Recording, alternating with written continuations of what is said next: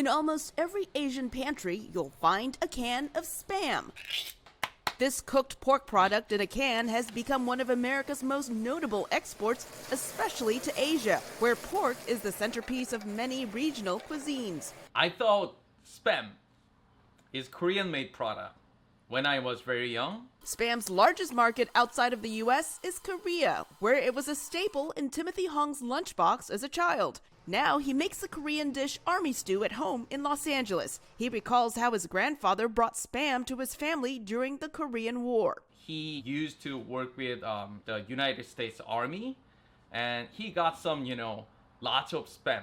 The global impact of this luncheon meat started during the Second World War, when the U.S. shipped more than 45 million kilograms of Spam abroad to feed Allied troops. It was, vacuum sealed in that can.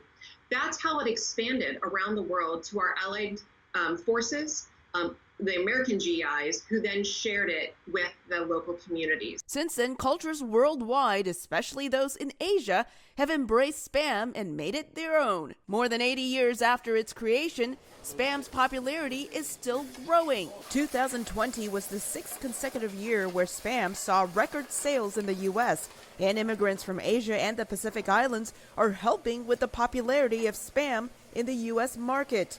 This Hawaiian cafe in Los Angeles started with 2 Spam dishes, but customers kept asking for more. Now owner Paul Waba has 14 different ways of cooking Spam. We started up by just going to a local store, just give me like 5 cans a week.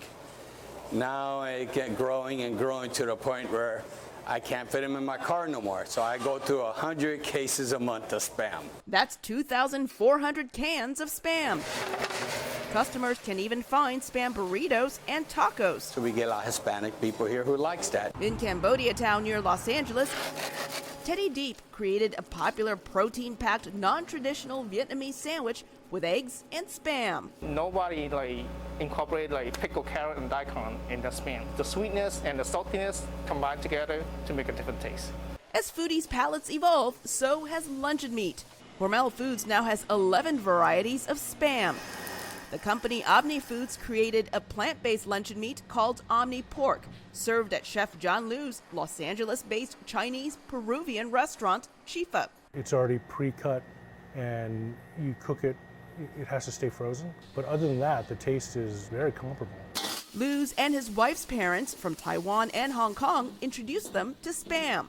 Other parts of my family are vegan, so clearly now they get to enjoy this, where before they were not eating meats. Spam and other luncheon meat brands will continue to evolve as immigrants from Asia and the Pacific Islands try new and creative ways of cooking Spam and reintroducing it to the U.S.